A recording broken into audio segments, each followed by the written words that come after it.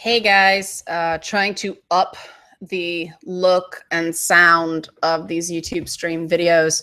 It looks like it wasn't just the YouTube that was making the videos look kind of not great. It was that the webcam in my laptop is far inferior to the fancy one I've attached on top now. So hopefully this looks and sounds better than the stuff, and you can see the R2-D2 in the background over my shoulder here. That is what we use to store the cat food. Yes, this is a fully integrated nerd household, but that's not what I want to talk about today. I want to talk about this phenomenon, I will say, of heterosexual pride day on Twitter that seems to not actually be a thing. It seems to be this troll thing that became a much greater thing because people took the bait. And this is the, I don't know whether to call it a good troll or an effective troll. And this is the challenge in talking about trolling, is the more you talk about it, the stronger it becomes. It was a very effective troll because they chose a sensitive subject at a sensitive time in a unique period in the history of gay rights and the gay rights movement, and decided to just, freak people out for lulz. And I don't know, it's kind of a double-edged sword, isn't it? It's like, on the one hand, I am, and you guys can see like all the luggage in the corner. I digress from I haven't completely unpacked for E3, so forgive the mess, but c'est la vie. But the bright side is that, yeah, they probably didn't mean it. The world is not full of so many homophobes that in the world with the Twitter, that it ends up trending. But at the same time, why would you? And that's the thing about trolling. That is the wrong question to ask. They do it for the lulz. And so I'm not going to take the bait. I'm not going to be one of these people who, this is so terrible and this is why we need gay pride. And this, you guys have heard the podcast for this week with I do with Ed the Sock.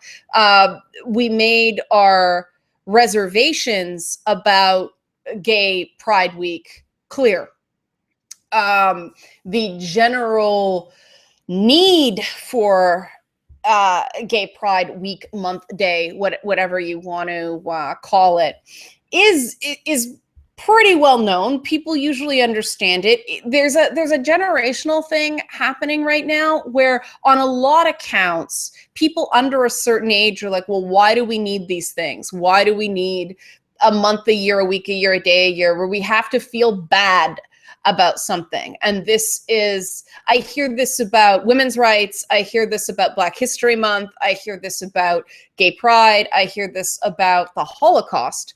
And it's people going, well, of course we believe these things. Of course our shared values are that, gay people have the same rights that straight people do. And of course you have to be good to women because women are people. And, of course you can't kill Jews by the millions. And there becomes this backlash of, can we please not have the periodic guilt trip every year? And I understand it, but this is what froze. I'm not sure if this is still recording. There we go.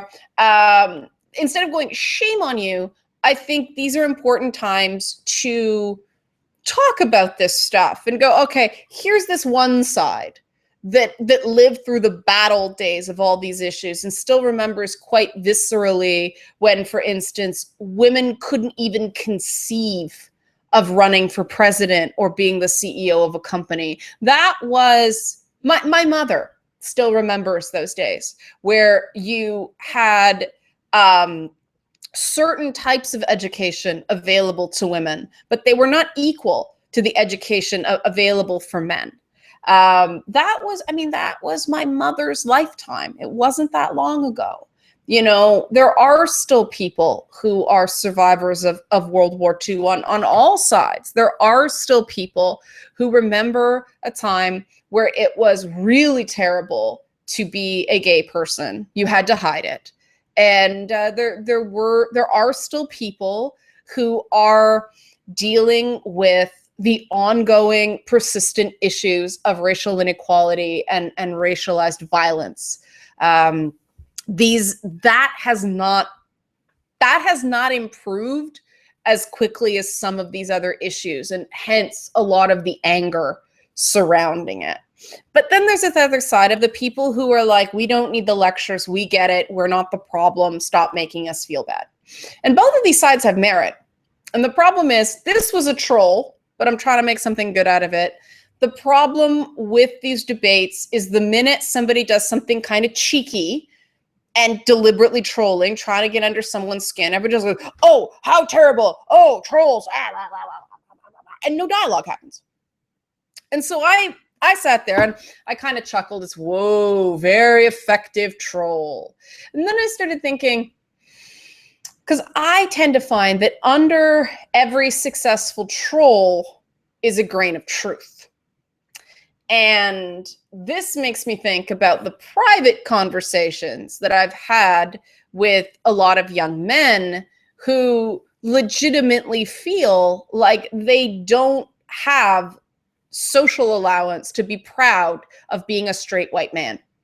And so I suspect that hiding behind some of this trolling is a germ of truth. And it's not an indication that,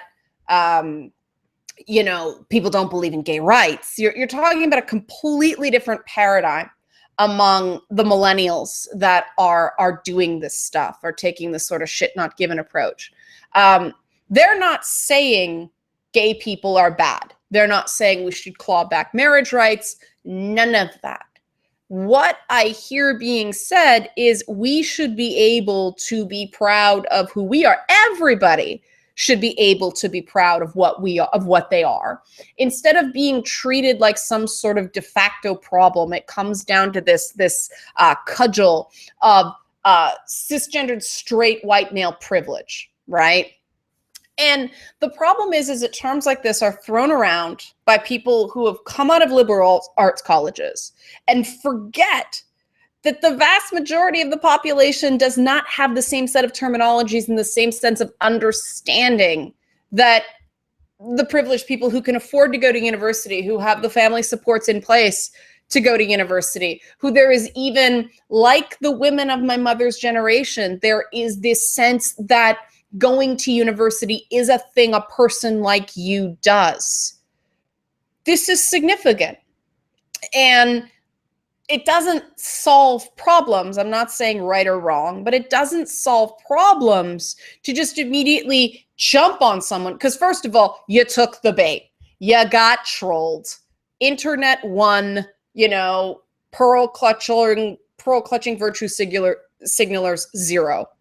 But you missed an opportunity to have a dialogue as well. And this is the problem with a lot of these social issues being dealt with on the internet, instead of face-to-face conversations where people have the right to say things that may be politically unpopular, that people have to show they are good people. This dialectic that's going on is not one person talking to another person. It is somebody talking at somebody for a wider audience.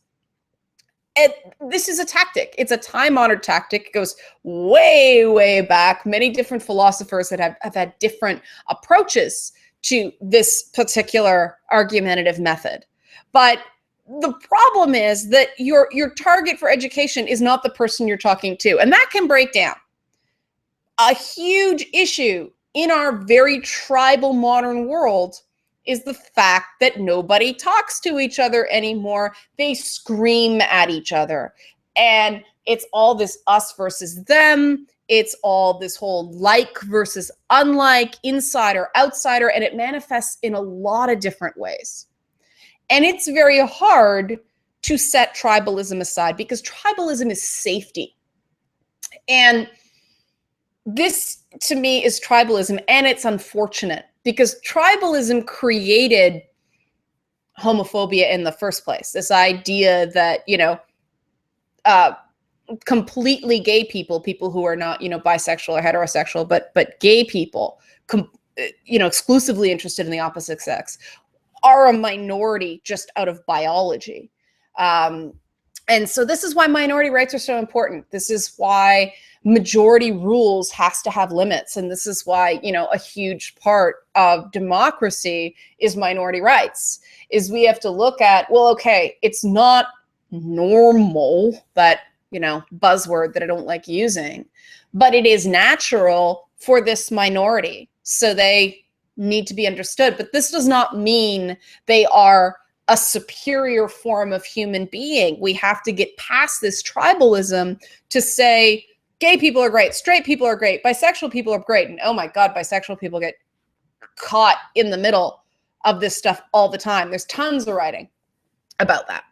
But I think, like I said, I think as much as I say a heterosexual pride day on Twitter, hashtag whatever, blah, blah, blah, was a troll, I want to take the opportunity to go, I see you.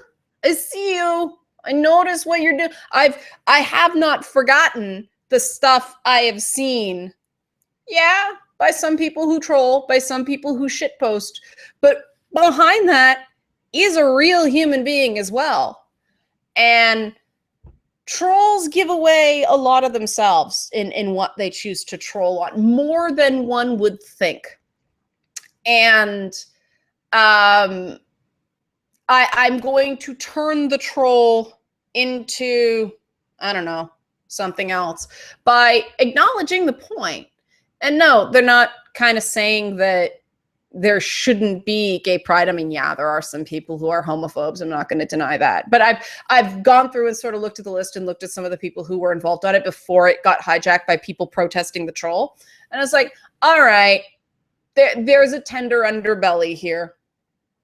And so I'm kind of going to outdo the trolling and go, yeah, I think that you should not feel ashamed for feeling for being cisgendered, for being heterosexual, for being white, and for being male.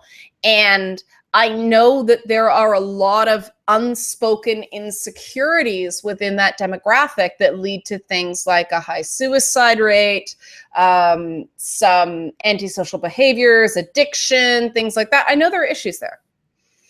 And it's unfortunate that the internet has given certain people the idea that there is not outreach, there are not resources, there are not things that you can reach out, that if you're struggling and you're a member of that group, those are there.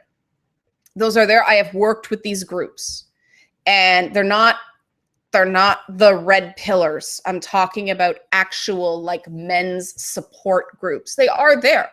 There are counseling groups for men. There are groups for men, homeless men, as well as specific counselors who specialize in male mental illness. And I know a guy who does work with the fact that rites of passage for men have eroded to the point that men in a lot of communities don't know how to be men. There aren't those passages of you're a man now, this is what's expected of you. Those have been eroded. And so they are out there. But it's almost like, where do you put that in talking about it? You know, that gets lumped into neoconservatism. This gets into, you know, it gets lumped in with bigotry. And it's not always there. Just because a person is so-called privileged by accident of birth doesn't mean they're not struggling. Because the thing about privilege is that there's also expectation. And there's been a loss of privilege relative, so that you're dealing with a lot of young men who fit that description, you know, cisgendered, straight, white, and male, who have these expectations from their cisgendered, straight, white, male fathers that they can't live up to because the world's totally different. They don't have the special privileges that allowed their overbearing fathers to get ahead, right? And I say overbearing as Just one example. I'm just being a little bit glib, guys. This is not everyone. This is not talking to everyone. There's this real sensitivity on the internet that if you say mostly or predominantly, people hear all. That nuance gets lost. The Brexit piece I did, people focused on one line where I basically said, if you believe the polls, the Brexit was from, working class outrage and xenophobic old people. And people took it out of context and said, I was saying that. I wasn't. It was an analysis of the analysis. That's it. But that's that sensitivity I'm talking about. And that's why I'm not just treating this as a troll, and I'm not going, go away, you stupid, juicy troll, you bad troll. I'm such a good person. I don't hang out with trolls. I don't talk to trolls. And you know what? There has been a consequence. There has been punishments, I will even say, from various people on the internet. They block me. They consider me persona non grata because I do listen to these things. And the thing they don't realize is I don't have to agree. And you're not going to change my mind that certain behaviors are just unacceptable. And I will say so when I think a behavior is unacceptable. I mean, you may have seen my Twitter feed a while back. I was talking about that triple parentheses, and I was saying, I know you guys are trolling. I know you guys are goofing. I know what you're doing, but it's over the line. There was a time when trolling is actually beefing up a bigoted viewpoint. And that's not okay. It may feel temporarily good, but it's not. It is not a harmless thing. You are actually hurting people. But this goes both ways.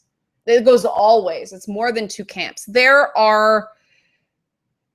is an element in every, I'll say, movement or in every demographic who doesn't know how to treat people like people. No movement is immune to this. Everybody has their trolls. And those trolls have been unleashed on some of these poor, cisgendered straight white male geeks. And they don't know what to do about it. These are unassuming guys. They're shy. They don't know what to do with this amount of aggression. Contrary to popular belief, not all men are naturally comfortable with aggression. I believe it's learned.